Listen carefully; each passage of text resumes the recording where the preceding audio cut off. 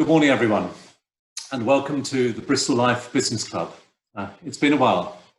This is the second virtual Bristol Life Business Club. I'm Greg from Media Clash, and we hope that you and your loved ones and your teams are keeping okay in these bewildering times. It's true that we're perhaps all in the same storm, but just in different boats. These are times when we can all do with hearing each other's experiences and thoughts.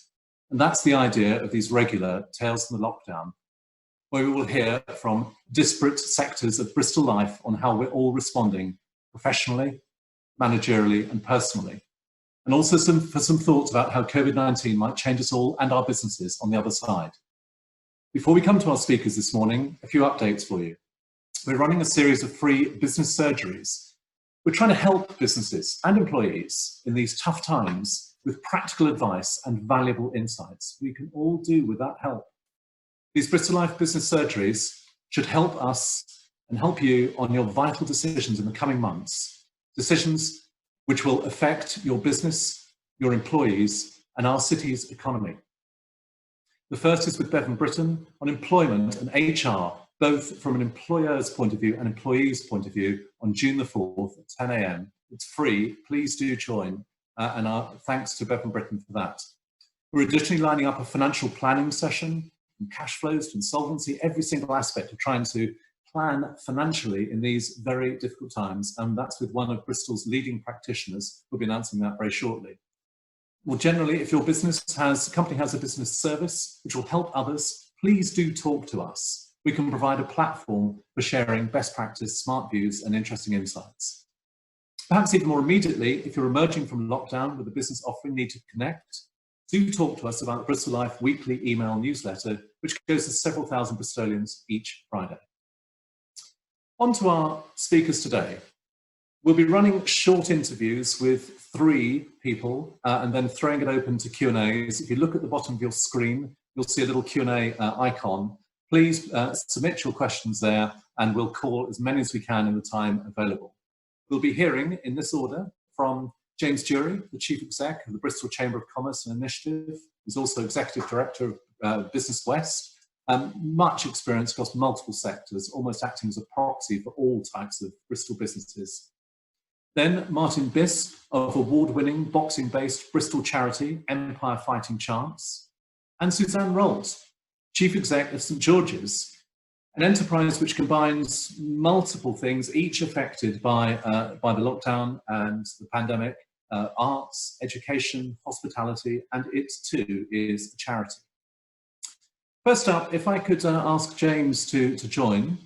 Let's have you on screen, James. Hi there, Greg. Hiya. Let me just check you're unmuted and you're working. Yes, can you hear me all right now? Morning, James. Yeah, morning. You can hear me okay, yeah? No, I think you're still muted. Okay. Can you hear me now? You were speaking so eloquently earlier. We can't hear you. Can you hear me now? I am unmuted now. I'm afraid we are having one of those technical glitches which besets us all from time to time, usually at a very bad time like this. We'll give you a couple more attempts, James. I'm not quite sure what's happened, but something has gone awry. Okay, I gather that everyone else can hear him bar me, which will make it interesting as a process. Let's try it. Apologies for that, and I hope I'll be able to hear you shortly. So how are you, James? How has lockdown affected you personally? Well, first of all, Greg, thank you very much for the chance to be part of this and to join this second session of what Bristol Life does and brings to Bristol. For me, I have to say the last 10 weeks or so have been quite, in many ways, bewildering. I think for all of us, we've had the sort of world turned upside down, and I think we've all had to think carefully and differently and to try and pivot away, a lot of us, from what we were doing to have a whole different focus, really. Can you hear me all right now, Greg? Yes, I can. Yes, my apologies. Yeah. Good. I was just wondering whether you were going to have to predict when I stopped talking, or indeed to respond to what I think you've said, which is the worst sort of interview. You're not actually listening. You're saying no, onto my bit. But back to you. You're a highly experienced man. You know multiple business sectors. You speak with lots of businesses and so on. Have you ever seen anything comparable to this? Anything which has in any way prepared you, or from which you've learned from prior experiences you can apply now? I think in short order, I could say no. I have to say, I thought the whole challenge around Brexit, the whole challenge around post 2008, were quite significant shocks to our system of how we work to business. But I have to say, they were nothing compared to what this, particularly the impact of what lockdown has done, which is stop businesses be able to, many businesses be able to trade and operate. But also, I think successfully what government did 2 months ago, which was to frighten a lot of us, that actually this thing could take, and it clearly has taken, I'm afraid, too many people early, and also made lots of people ill. And I think so. I think the whole clearly a public health crisis has shifted very quickly into an huge economic challenge, and I think we've been seeing and continue to see the kind of the fallout and the consequence of that. But also, and I think we can be, there are some, there's challenges, and first and foremost, this is something we would not want. But there are also going to be, and there will be opportunities, I think, to learn and to do things differently out of the back of it. And James, if I may, we'll come on to both the bigger picture and the near-term future in the subsequent part of this. But I want to return to your organisation right now, the Chamber of Commerce itself. I mean, how has the team worked? Do you have any of your team furloughed? How have your communications been, and so on? What have you learned from that process? Yeah, so I think we saw, we began to dawn on us quite quickly that this was going to be something of a different scale. So we sat down when we were still physically in the same space, and we decided to pivot as much support as we could to try and provide, I think you talked about a storm, but as a kind of extend the lifeboat, really, to try and help support businesses. First and foremost, we need to look after our members, the people that pay to belong. But also, we felt that actually, as the largest business organisation in the region, we should try and open that umbrella or that lifeboat to try and help businesses who don't typically join us, who might occasionally access some of our services. So we had a dozen people who've been working on this for the last 10 weeks at an incredible pace, I have to say. Almost, I think the heat of some of that has started to recede a little bit now, because the government announcements were made a number of weeks ago now. And okay, there have been revisions, and there will continue to be revisions. But in many ways, the big sort of peaks of activity and grasp and understanding what furlough meant, or what, for instance, how you start to think about the loan systems, some of the tax change systems. A lot of that is now a few weeks back. As an organisation, we employ 220 people. We cover the whole of the southwest, but with the peak of activity around the Bristol, Bath, West of England area, but also operating into Swindon and Wiltshire. We have some public contract staff that we're not able, and we wouldn't want to put into the furlough scheme, but we're not allowed to. What we have done is we've, in order to preserve ourselves as an organisation, we've made a decision to furlough 40 of our members of staff, and modelled what we thought the financial impact was going to be for us. And that's out of a pool of about 75 people. So, for instance, my executive assistant in my team has been on furlough, and it will be certainly until likely to be the next few weeks. And I think that does put a strain on the people working, but also the people that are on furlough. They're concerned that they are are they the people that are closest to effectively not having jobs into the future? And we can't give people cast iron guarantees, but what we're trying to do is to make sure that the organisation is able to continue into the future, which is our first priority. But also, we then got a responsibility to those people. And I think so with thousands, well, in fact, 1 million businesses across the country, they've gone through that furlough experience, and it is testing on you kind of individually as well as a business. And can I ask you that about you as the business organisation you lead as well as advise? How do you position it so that you are able to offer hope? Because this isn't a complete despair fest, but it's not false hope. And that balance, at times, some of our national leaders perhaps have struggled with. How do you approach that balance between the two? I think I have an approach, and I encourage an approach for us to take, to try and talk about, not unrealistically, but try and talk about potential and opportunity and positivity. That's not to say we won't shy away talking about challenges and where things aren't going right and wrong, but I think not defaulting to that, which I'm afraid parts of our national media at times, I feel there's an awful lot of that pushed around. And I don't think that, certainly to a business mentality, is a mentality that you're going to, it's going to help to support people moving through to some sort of positive outcome or conclusion a lot of the time. So we, through both the tone of what we say, but also the social media activity we do, we look to see where there are opportunities. I think for the first few weeks, and for some still, it's about helping businesses to look at, what's essential, what essential costs are, what could they do to sort of hunker down, and how do they do that, and think about who could they work with to help them to support that. Clearly, the government schemes have been some of the biggest chunks of support around that. The cash, the grants, yes, the loans, the furlough scheme, as I said, furlough scheme, I think more than anything else. But then also what we sought to do in Bristol and the broader region is to help nurture a climate where businesses are helping other businesses and people are helping other people, to try and us as a platform to do that, really. As someone, both individually but as an organisation that people quite naturally look to, other businesses look to, how do you shape your own advice and thinking beyond, and I don't mean this quite as limitedly as it sounds, but other than reformulating and explaining government thinking, where else are you getting information which you can then interpret back out to others? So we put in place very quickly, we affiliate as part of the British Chambers of Commerce, which is the sort of national hub for us, which we're independent of, but we subscribe into. So we, alongside the other 53 chambers around the country, have been talking every day, 11 o'clock every day. So all the chief execs, together with the Director General, and sharing information and ideas and thinking and interpretation about what government have announced or are thinking about, trying to influence often what they've been thinking about or get them to think about things. So there's a lot of kind of peer group sharing there, and it's slightly different within the regions. And I think we've also seen some of the big population centres have been the places that have suffered more from the health issues, whereas we in the southwest, the curve has been flattened quite a lot, and they're slightly different. But clearly, we all have to operate under a national government structure. I think also we listen lots to lots of our members who are have experience. Sometimes the smaller businesses, often the larger ones, who are looking at this across their organisations and actually sharing what they're doing. If I talk about, I know Airbus have their own challenges as given what's happening with flying, but they came up, for instance, how you make your workplace clear, but with a 19-point guide, which has got serious rigour into it. And how can you share that with other organisations, as an example, for instance?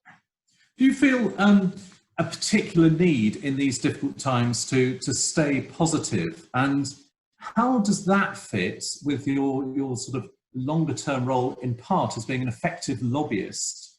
Is there a sort of desire or even a need just to fall in line, and that sense of being the lobbyist on behalf of your members element slightly decreases in current times? I think personally, I'm by default a positive person with a positive outlook. I see the opportunities and I see the positivity in things, and I think that it gives me a sort of a starting place for me personally.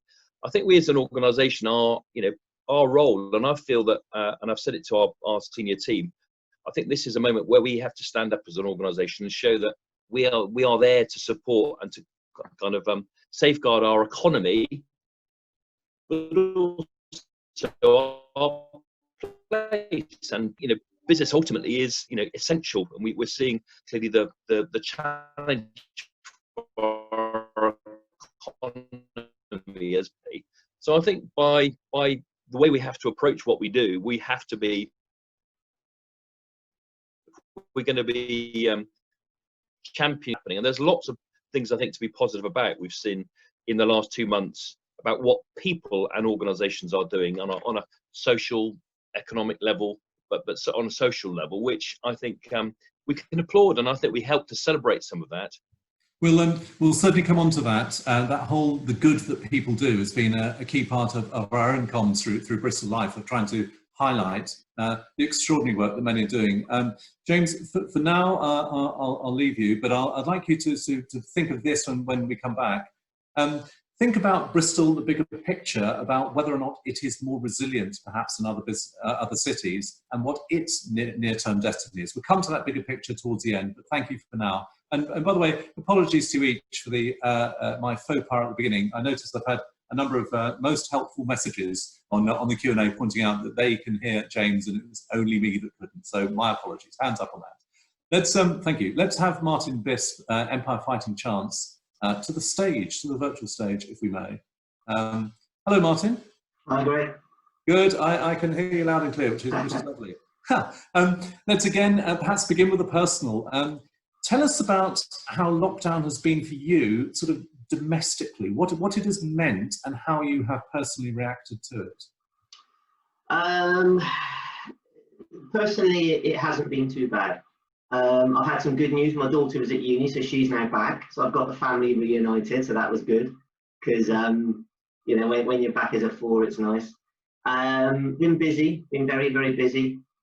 Trying to keep the charity going, trying to make sure that we're engaging young people, trying to make sure we're doing the best. So that bit's been tricky, and sometimes it's hard to distinguish your private and your work life when you're stuck at home. And I kind of found that hours have been creeping on. We've been working later, I've been getting calls later, but you know, if I'm honest, I'm fairly resilient. It hasn't been the worst experience in the world for me. And you mentioned that you're fairly resilient. I know you as a very outgoing, positive character. Has your sense of self changed at all, that you haven't been able, in a literal sense, to be going out, to be that larger personality? To a degree, I think I've had flat days, like everybody has flat days. And kind of, I think, funny enough, this bank holiday weekend was one where kind of Sunday I'm sat there and this is like, you know, what am I going to do? But exercise has always been the thing that I've turned to. So I found that when there's been a struggle, I've just basically exercised, I've trained in, and that kind of regulates my mood. So whenever things get tough, I basically turn to exercise. Okay, and let's come on to Empire Fighting Chance itself. Clearly, it has been very affected. So perhaps just briefly explain for those who may not know, despite your great profile and terrific work, briefly explain what you do as a charity, but then into how lockdown has affected it in terms of the young people, the mentors, and so on. Yeah, no problem.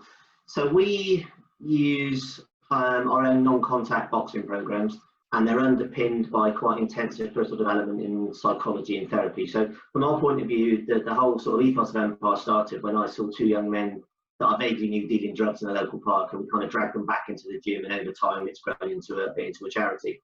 From our point of view, the physical is always the hook. You know, we deal with young people in very difficult situations. We deal with some of the most deprived, challenging, complex home lives in the country. So a lot of our young people fall into the bottom 1 or 2% of the sort of deprivation indices. We work across Bristol and South Wales, and what we tend to do is use the physical as the hook, and then we've got psychologists. We do therapy, so we actually do sort of boxing therapy. We do education, careers. And really our role is to get young people back into work or get them back into school. From okay. And well, tell us about how, you know, lockdown has meant many things, but it's meant a lack of physical contact. You can't engage, and your world is, you know, at the margin, it is exceptionally physical. You are literally with people, and you can't be with them. So how has that worked out? What challenges? And how have you tried to overcome that point? Well, it's been tough. I mean, I'm not going to lie, it's been tough. And obviously, when you're dealing with young people that maybe are struggling with their mental well-being or struggling with difficult home lives, we all like to think that being at home is a safe space. We all like to think when young people are at home, they're happy. That's not the case for some of ours. You know, they might be in the 7th floor of a tower block with 8, 10 siblings in 2 rooms. They may be from an abusive household. So that in itself caused us immediate sort of concerns about how we were going to make sure that we were able to support them. From our point of view, sort of, again, we've tried to use Zoom like everybody, and we've done regular one-to-ones on the phone or using Zoom. We've delivered lots of food parcels. So Pasco Group, actually, that own a number of Subways, have perishable items. They gave them to us. We've been delivering food parcels to the most vulnerable every week, and we've been able to use that as an opportunity to engage. We've been ringing them. We've been WhatsApping. We've created a content hub where young people can access both the psychological sort of personal development points and physical activities anytime they need it. There's been some young people who've had to deliver PCs to because they haven't been able to do the schoolwork or the coursework, so we've managed to get things there so they can carry on and engage. It's been very difficult. I mean, we're great fans of the physiological change occurring to help us make a psychological one. So, we've had to try and engage young people over technology to get them to do something physical in order to engage in conversations. Therapy bizarrely worked really well. So there was no loss of service for any young person with therapy, and the kind of most vulnerable, they will continue. But it has been a lot tougher, and the engagement's difficult. You can't see the cues like you would if you were face to face and that kind of stuff. And a big barrier is, as I've said to James earlier, when we started off, my concern was that they wouldn't have access to the technology. That actually hasn't been the case. There's been two issues that we've found. Is that one, they don't like seeing themselves on screen. So young people actually, a lot of them we do don't want to see themselves on a Zoom call, so we have to sort of go through the audio. And also, and I guess as a teenage thing, a lot of them don't like using the phone and talking to people. They'd be happy texting or social media, but they're not so comfortable talking. So those are barriers that we've had to try and overcome as well. And presumably, you've touched on this, but presumably the mental health issues, the pressure of sort of forced domesticity, of being locked into the homes, provided the guidelines are observed, which perhaps they aren't always. But that mental pressure must be coming much more to the fore, even than hitherto. Yes. Yeah. I try and think of a couple of stories that aren't too graphic for you than this time of day, but we've seen self-harm increase hugely. So we're getting more calls from self-harm. We had a phone call the other day actually where a parent had sort of reached the end of their kind of ability to cope with self-harm in front of the children, and they were ringing us desperate for help. We're seeing that the first 2 or 3 weeks, a lot of them saw almost like a little holiday, and then we've seen the mental health gradually decline over time, and we're getting more calls and more urgent calls. I know bank holiday, one of the bank holidays, one of our coaches had to drive to a house and do a distance conversation with a young person who basically said that they couldn't cope anymore and they were struggling to maintain any kind of sense of normality. So we've seen an initial start where everybody was okay and actually weather was nice and this is a bit like a holiday, and the mental well-being has declined over time. So we're getting more urgent cases, we're getting new referrals, and we're seeing young people really struggle with that kind of situation. And tell us, in terms of some sort of timescale, as best you can interpret what your sort of working assumptions are, when will you be able to come back to something closer to what you were doing previously of direct face-to-face engagement with these young people? Yeah, that's a very good question. So at the moment we can do some socially distanced one-to-one work, which we're doing on the basketball court we've got outside. So we've managed to do the technology, and now we can do some social distance one-to-one. So we're working with more young people. We've been told that the earliest we'll be able to use the gym will be the 4th of July, and that would be absolutely best case scenario. And even then, it's only going to be a limited response and a limited delivery period.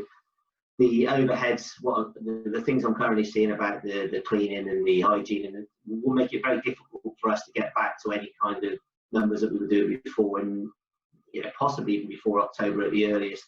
Public health are suggesting that we might have some scope by the end of July to be doing some of the one-to-one indoors, but it doesn't look like it's any time soon. So we're having to invest in technology and try and make the most of the outdoor space that we've got, and hopefully the weather continues and it's summer, so we can do more of it. And tell us about the fundraising aspect. That I think it's the case primarily where you work on a grant basis from local, perhaps sometimes national authorities. But how is your funding line over the next 3, 6 to 9 months or so? How does that look now compared with what you had expected when you first put your budgets together for the year? Yeah, we're significantly worse. I would say, I mean, we've probably got a 70-30 split. So 70% of our work is grant funded. We get some home office money, for example, comic relief, that kind of stuff. I would guess that as it stands, we've probably lost 12 to 15% of the income I was expecting this year. And again, that's going to depend now on how long it goes on for it and what difference, if this thing and lockdown and lack of fundraising activity carries on for another 6, 7, 8 months, then it could be higher again. But I guess for probably 12 to 15%, we've definitely lost as far as I can see at the moment.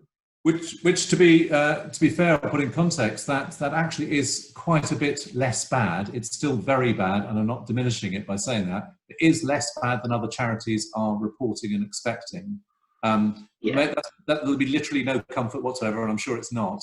But come the other way around, are you finding that there has been an increase in interest in volunteering and helping your organisation in these current times, and people who haven't previously connected with it? Yes, to go back to your point just now, one thing that we have been lucky with is a lot of big funders have rung me almost immediately lockdown occurred and have offered us significant funding to ensure that we were okay. So whilst we were losing money and that 15% is offset, we were getting funding from those big organisations were giving us, you know, they've probably given us another 6 to 8 months money just over the last 4 to 6 weeks to make sure that we were okay. So that in itself has been important and been very valuable. And to be honest, Greg, I've just forgotten your question, so do you want to ask me again? I'm not sure I can even remember it either. It was that good a question, Martin. And let's move on to something else.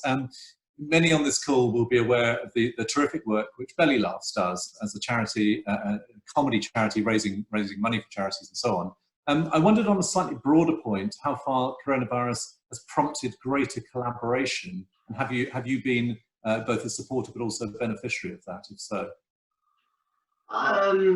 Yes, I think that there traditionally a lot of charities, especially in Bristol, I think that they work in silos. Obviously, you're all battling for the same money and you're all trying to keep your business afloat. What I've noticed over the last maybe 3 or 4 months, but certainly it's accelerated during this pandemic, is that we're looking to work together. I'm speaking to other chief execs of charities, and we're sort of talking about how we've managed to make things work, or what bits have worked for us, what we might be able to do. Can we share resources? Can we help each other? The wider population, we've had a lot of people ring us up and offer to help. People offer to do food deliveries for us. People offering to come in to do any mentoring, to make some donations, to ask if they can get involved in fundraising. We've had some sort of therapists that have said, like, my work is slowed up, so I work for a private practice. Can we help you at all? Can we get involved in and help you with some of the young people? So from that point of view, I think the wider community has been fabulous for us. We've seen people that we've never dealt with, and from organisations we've never dealt with, come forward and say that we'd like to help. And on another perhaps positive note, and I don't want to be too Pollyanna-ish about it, but if there are positives, let's try and find them. Is there a potentially slightly more helpful side of this pandemic that, as a result, because it has a levelling effect on us all, we're all sharing much more broadly similar experiences than previously, that we're now more aware of each other, we're aware of our own needs and others' needs, our own mortality. I heard a phrase, we've got heightened emotional intelligence as a result, and that actually might help going forwards in terms of broader awareness and support you'll get through businesses and individuals. I'm hoping so. I mean, I am hoping so. Our young people are often on the margins of society. They're often the ones that you may not come across if if you're not in St Paul's or Eastern. There's a label that you might attach, or South Wales and some of the deprivation. And I think that what this is starting to do is make them more human, if you like, and let people understand that there's some difficulties they might be experiencing that they can now start relating to. And that relatability is extremely important for organisations like ours, because it means that we'll get more support, whether that's financial support, pro bono support, volunteering support. So I'm seeing that at the moment. I'm just hoping it carries on post-lockdown. So here's an opportunity for you. Last question in this session. How can the businesses and people on this call, and those who will watch it on the Bristol Life YouTube channel subsequently, how can they help now? Right now, there's probably 3 or 4 obvious things you can do. One would be to professional services. There may be things that you're able to help with. It may be simply awareness raising at this time. It might be that you can include us if you have a newsletter, talk about what we're doing, offer to volunteer. There may be people there that say, actually, we've got staff that's furloughed, and maybe they might want to come and tidy the garden. Silly things like that would make a difference. I think from our point of view, that fundraising is always an element that we're looking to do, but professional services beyond that. Businesses can add so much value to a charity beyond just financial. The financial is great, but there's so much value they can add just through mentoring, for coming to a young person and telling their story, because sometimes a young person might not be able to relate, thinking that, what have I got in common with the chief exec of this business or that business? And actually, that human connection sort of dissolves a lot of those barriers.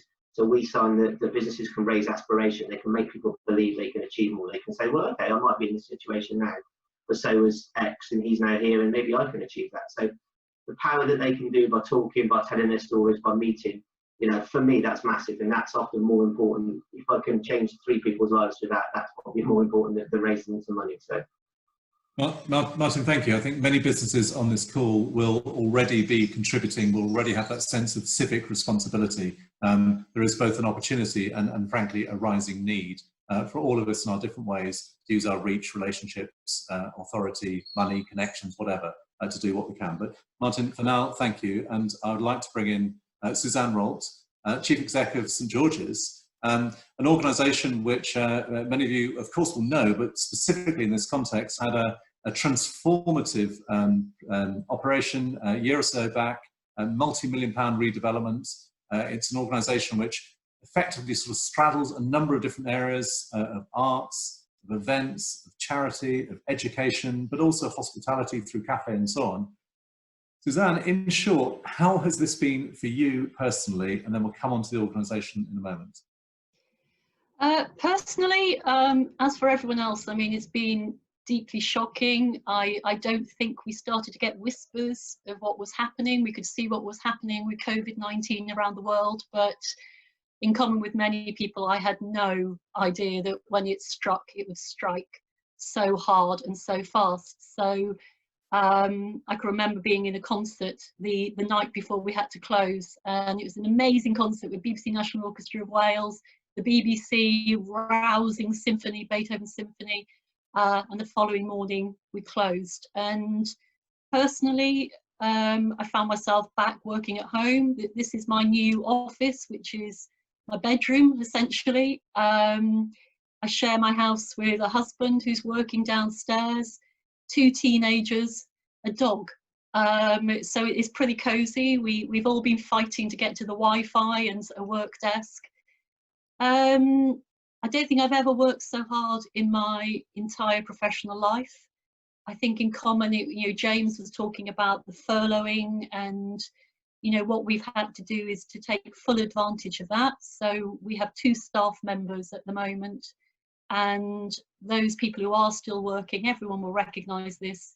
You find yourself trying to do the jobs of the entire team like an octopus.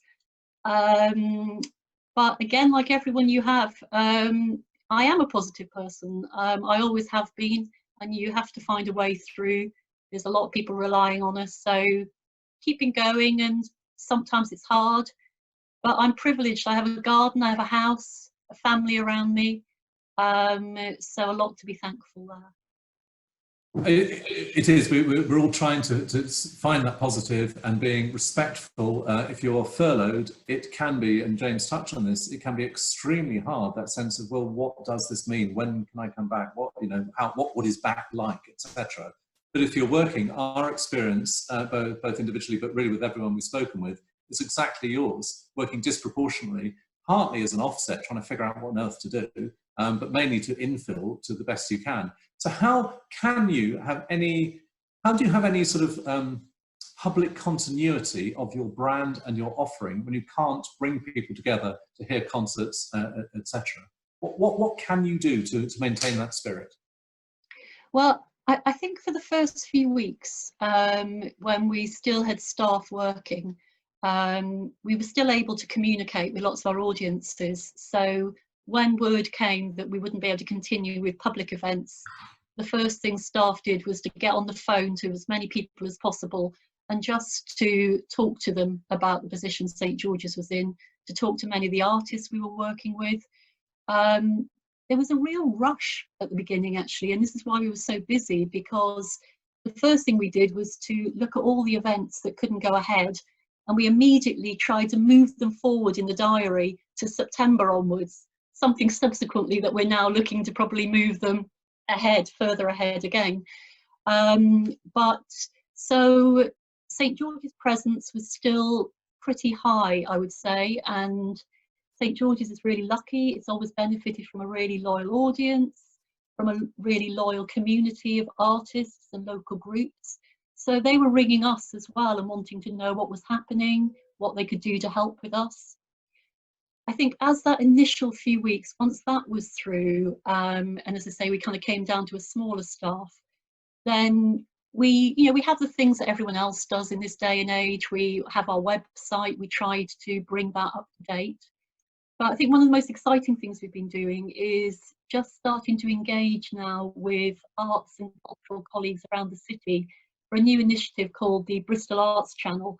So most of my work at the moment has been about going out to find artists for the first phase of streaming, a kind of curating around Bristol, a week's diary where anyone can kind of plug in to streamed events, which might be theatre one night, music another, could be poetry talks. So that's what we're doing at the moment. And next Thursday, we are going to, this is kind of hot off the press, we're going to be launching our new look St George's Thursday lunchtime concert. So I think since the very earliest days, back in 1976, some of the first events we did were lunchtime concerts. So times change, but not that much, because we're going to resurrect that idea, but we're going to take it online, and we're going to try and give a chance for artists to express themselves. That's what they're born to do. They want to perform if they're musicians. So it will be about bringing them, recording them in their own homes, and then sharing that with our audiences. So that's the kind of next phase. A couple of things there. One, we like, I'm sure many other organisations will strongly help you promote that through our various channels using the hashtag Bristol Together, our emails and social media. And we wish you, of course, the very best with that endeavour. But the other, from a business point of view, I am sure creatively there are challenges, as we've seen this morning, of online events and so on, but they can be transcended and they can have emotional cut through. But what about from a business side? How can you make that stack? Can you charge for content in that way? Oh, it's really hard. I mean, I think you can seek donations. I think that's the first step that most organisations take. And I think, there was a big music takeover on the weekend on Saturday, and people gave thousands of pounds to that. So when St George's starts its Thursday lunchtime series, when it puts up its listening room content, then undoubtedly we will be saying, if there's any way you can help us, then please make a voluntary contribution. You can charge, but I think, as for many organisations, we haven't done this in the past. This is new territory for us. Some cultural organisations are really ahead of the game on this. And I think if you have a kind of slick operation, then I'm sure you can start to charge immediately. But I don't think the feel in the air at the moment isn't really about trying to charge people. I think we can ask people to help and support us. But I think this idea of people being together, I think to charge feels maybe not quite right at the moment, but that may change, and in a month or two it might become very routine, and if we feel and suspect we can't return to any kind of normal, and somewhere like St George's will be the last sector, amongst the last sectors to return to normal, then we may have to. I wanted to ask you about that return, whatever that word means. Well, yeah. I suspect this is changing almost, if not daily, certainly weekly, and there will be sensitivities about your team and planning and scheduling and all of that. But broadly speaking, when do you think you might have a physical event at St George's again? Oh, right. Well, yeah, I'll get my crystal ball, Greg. I think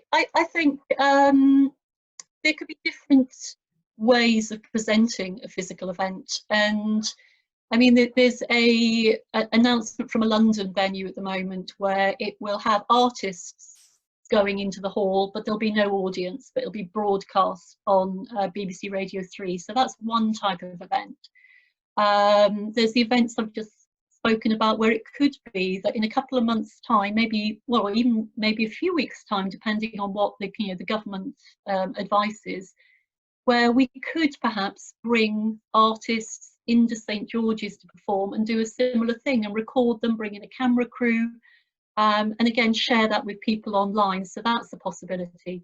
In terms of a return to, say, well, we have capacity for nearly 600 people, so even if it was for half of that, I think it's very unlikely that that will be before spring 21. I haven't given up hope. We still have events in the diary, so if you go on our website, you'll still see a lot of events which we haven't taken away yet, because like everyone, we just have to wait to see what the next announcement might be, what's happening with the spread of the pandemic. But it's very hard. It's very hard with music. It's very hard when you start on the stage. You know, it's fine, say, if you have a piano as soloist, but if you have a choir, if you have a brass instrument, this is the thing with music, you know, people playing a woodwind or brass instrument can send out all kinds of things. And that's not very compatible with having audiences. But I think really we will still continue to hope that there might be something possible this side of Christmas, but the general consensus amongst colleagues all around the country, concert halls all around the country, is it's unlikely before the spring. Okay, thank you, Suzanne, for this stage. Let's call in Martin and James, who could rejoin us. We have a few questions for you as a team. I'd like you to try and think about and posit the bigger picture. How might we all be changed by the lockdown experience? And specifically, there's been a lot of articulation about the thoughtfulness of people, the emotional intelligence, the reach out, connection, collaboration, and so on. How much of that in practice do you think might endure on the other side? James, I'll perhaps start with you on that. Sure. Thanks, Greg. I think that's a really good question, something that I've thought about and I've talked to people a little bit about, but I welcome the chance to just kick that around a bit. I have to say, I suppose maybe an obvious one, and it's talked about quite a lot on the certain things I see online and in some of the discussions around not moving back in Bristol terms to a heavily congested city with poor air quality. And I think maybe there's an opportunity, a once in ever opportunity, to not shift back towards that. As we went into this, you recall we were talking about, dare I say, clean air zones and all those sorts of things. But actually, how can we get a city which is more based around people than around cars? But how do we do it where businesses can still operate and freight and all the needs? So actually, can we accelerate into a even more livable city, which is cleaner, healthier, and actually our work patterns will need to change, and I'm sure that they will change. Actually, listening to Suzanne's reflections there about the working, how we're working now, and I have to say the intensity of some of the online work does, I think, it tests your faculties in different ways. It's almost like sitting through sort of interviews after interviews in terms of the scale of it of attention you need to bring. But I think there are some opportunities. I hope also that a realization nationally, not just locally, about the importance of our key workers, the NHS, the care system. You know, one of the things that has worried me for a long time is that, you know, the thing that could, and it still could engulf us, is with an aging population and a need for us to look after older people as they get more infirm and less able to operate. How do we, and actually, is this a wake up for us nationally, which we can think about locally, absolutely, to actually put in place the right kind of support and systems to, yes, make sure our health system works, but our care system for people who need that care. Just to press you on this, you've articulated it's more than a wish list, but a hope list, perhaps, that many of us share, perhaps more or less than you are saying, whether it's about clean air or carers. That's one thing, but will there be change? Do you think change will happen as a direct result of this? Or, broadly, will we revert? I think there will be, undoubtedly. I think that we're not going back to where we were. I think there is already change, which we won't reverse. Much of that is positive. Some of it isn't positive. I think so. I think there isn't an alternative. Some of these things will change. I think it's in our hands, and I see it as part of our role as an influencing organisation in, say, Bristol around transport, how do we encourage the things that we want to see? And I think lots of people want to see that actually will make our city more attractive for people who live here first, but also the people who want to come and, you know, base themselves here, set up here, learn here, etc. So yeah, it may be a wish list, but I have to say, I part of what we do, in particularly through the initiative team that I lead, is think about the future of Bristol. Where do we want it to be, and then how do we push ourselves towards that? It might sound idealistic, but I don't think the role of business, I passionately believe, to influence change, I think is quite substantial if marshalled well, articulate and consistent, and probably determined as well. Oh, you've got to stick at it. Okay, two thoughts I'll put back to our other two panelists. There's a certain sense of, if not now, when? This does provide an opportunity. And the other is that the future is unwritten and it's up to us to write it. Martin, do you buy that there is both an opportunity and there is an ability to affect change as a result of the pandemic? I buy both. It's whether or not anybody's selling, I suppose. Realistically, at the moment, Bristol is divided. There's huge gaps in wealth. There's huge gaps in, I think, Lawrence Hill, there's something like 60–50% higher premature death rate than anywhere else across the city. There's massive inequality in Bristol. There's huge wealth and there's huge deprivation.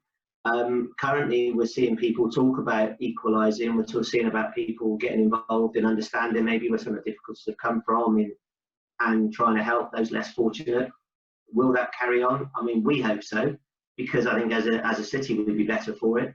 You know, more people that were working, we'd have less crime, we'd have better environments for our young people to grow up in. That's extraordinarily important. Now, businesses can play their part. You know, they can make simple stuff, but they can make recruitment easier. So actually, if you've got a young person from a difficult neighbourhood or possibly even hasn't got access to technology, some of the recruitment processes almost mean they're not able to get in front of anybody to start with, all the keywords for CVs and all this. I understand why it's done, but that rules out huge chunks of Bristol's population. Actually, if we're going to say this is an opportunity to change, we could look at how we equalise the playing fields a bit, how we give some young people a better chance. And I think we'd be a better place for it. And business obviously can make a big change in that way. And you've articulated that very clearly. It's too pat a phrase to talk about levelling up, because that isn't what happens. It's trying to reduce those pockets, those deep clefts of deprivation as part of an overall change, I guess. So, Suzanne, to come to you, do you, lovely if true, is that a summation of what you've heard? Do you believe that there will be, that society perhaps, and maybe Bristol specifically, will actually value what you specifically, your organisation, does more afterwards on the you don't know what you've got till it's gone principle? Yeah, I mean, the interesting thing is just around this call, we can't predict what will happen, but we all share the same hopes. So that gives me hope to start with, because we all want the same things. So having more time to think more deeply about things, to listen to people, to think about what really, really is essential and matters in life. We're all feeling the same, that there's no different voice here. I think that ultimately, though, it does come down to being proactive and starting. You do what you can do yourself. So I will do what I can, and certainly through St. George's. So I'm determined that St. George's is going to keep going, that it's going to be there whenever we come out of all this. But I am thinking about a bit differently about some of the work that we do. We've talked a lot, particularly since we had our new capital projects, about being part of the community and being permeable to the community. But what I'm trying to do is to think more about what that means in reality, because it can't just be there on a piece of paper. You've got to live it. I think I will do what I can, St. George's will, but ultimately the things we want, like clean air, a healthier city for children, less inequality, a lot of those have to be led and instigated by government, whether that's central or local. So we have to kind of raise our voices and speak about one and lobby for that. And I think that's what a lot of us, Martin talked about it as well, and James, we spend a lot of our time lobbying for positive change, for good things to come out of this. You know, meeting Martin on Zoom, I'm kind of ashamed to say I didn't really know about Empire Fighting Chance, but now I've heard you speak so passionately. It's very moving what you've said, and so the first thing I'm thinking is I would like a relationship with Empire Fighting Chance in some way, if I could. Okay, good. Yeah, I will. And then when you have a relationship, you start it, you take time to talk to people, then you have the start of a possibility of continuing that. So I'm not sure if I answered your question directly, Greg, but But I think it's very interesting, that sense of catalyst, that good can come out in different ways, not necessarily literally this, but lovely if it did, but out of this can come change. I think one of the other underlying points that many have expressed is that in our lives that were at least previously so busy, we had timetables of work, of kids to school, of social stuff and so on, there actually wasn't a great deal of time to think. And albeit for those who are working currently, there still isn't that much time to think, but there's far more so.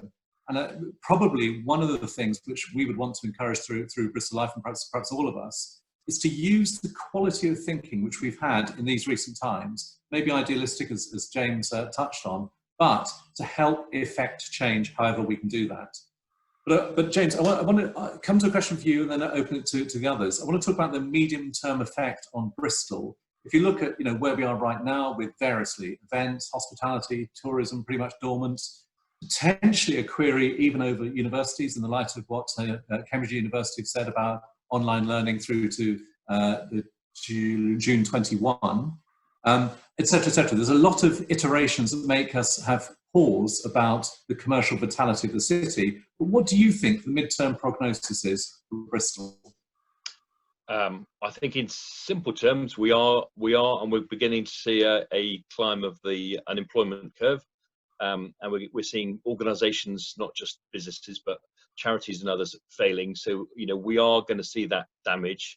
There is going to need to have a really strong focus. And I think that some people are starting to get some grip on this, and I think others will do at a local level, at a city and a city region level. You look at the city we see on the map rather than, and it includes, Bath and Bristol working together. Absolutely.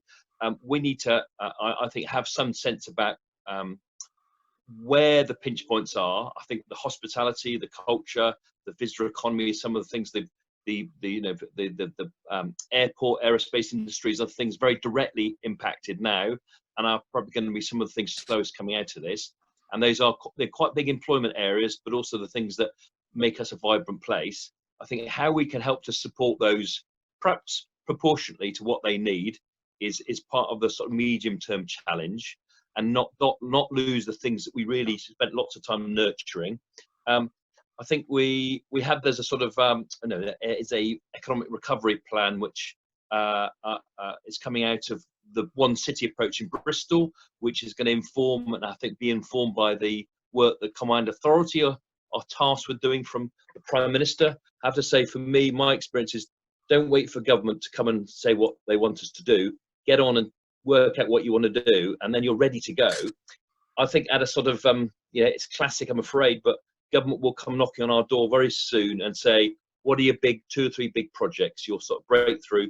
Some of it, they're probably going to be physical because that's the things that they can put, dare I say, it's sounding cynical, but they want to put photographs with, ministers in high-vis, etc.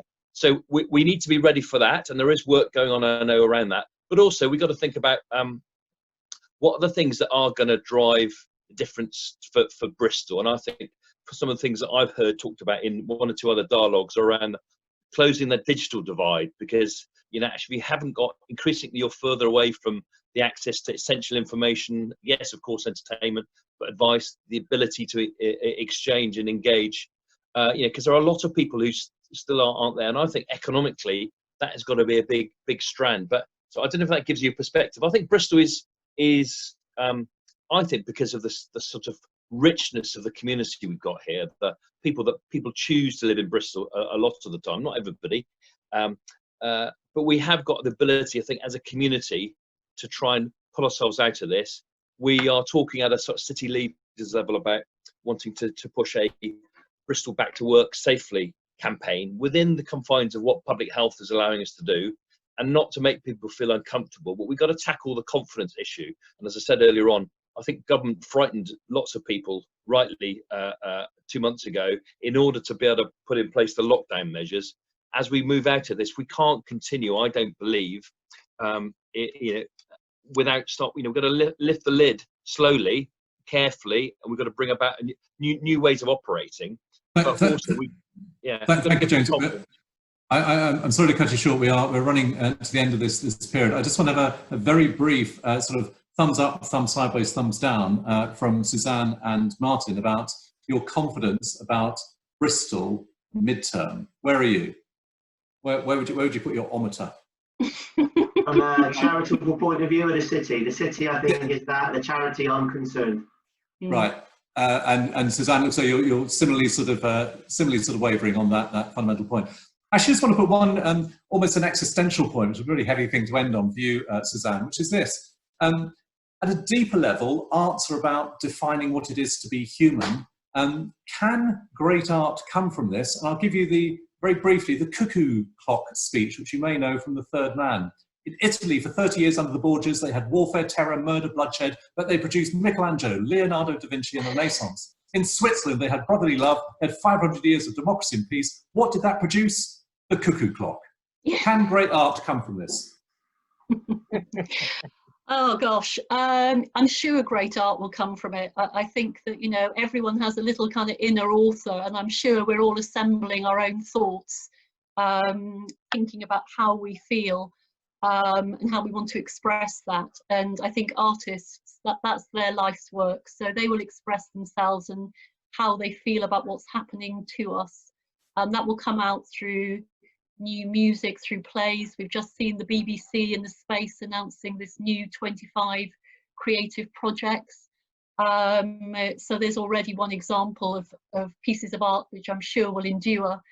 It's tough though, isn't it, to think that you have to go through this to acquire, to develop great art. But yes, we will, because I think the one thing I know is just that over the last few weeks, that the thing that has given me hope, that's made me feel excited, that's elevated me when I'm down, has been watching, say, theatre, listening to music, reading a book. Those are the things I've turned to. So outside of my family, my dog, and food, because we're all loving food at the moment, but that's what's nourished me, and that's what's really meant something, art.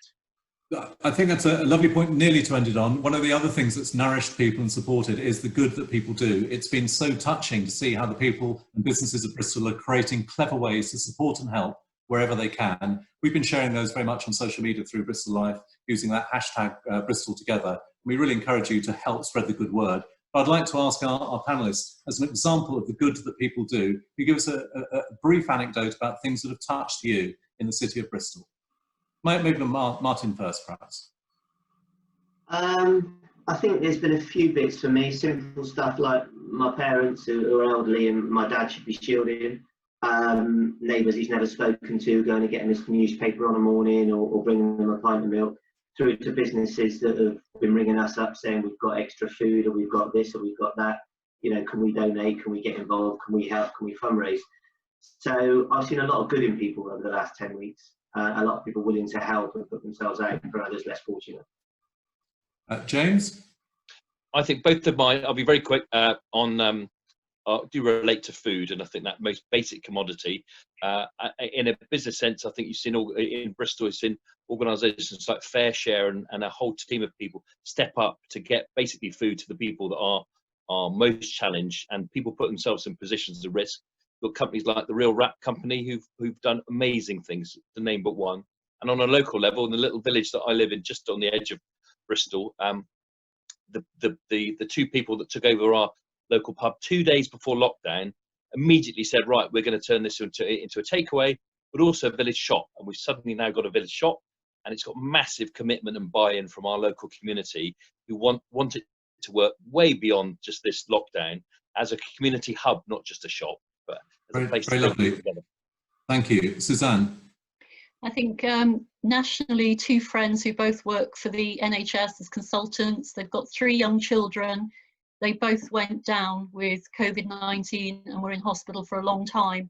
And when they got better again, they didn't question it, they just went straight back to work, which was just phenomenal. And very quickly, locally in St George's centric, but the couple who tried to call us, we didn't answer the phones, we weren't there, couldn't reach us by email, but then went around a number of local arts organisations and dropped an envelope through with a donation for £250 saying we're doing this for St George's and other cultural organisations, no doubt some charities as well, because you've filled our lives with joy and we know how hard it is and we just want to try and help.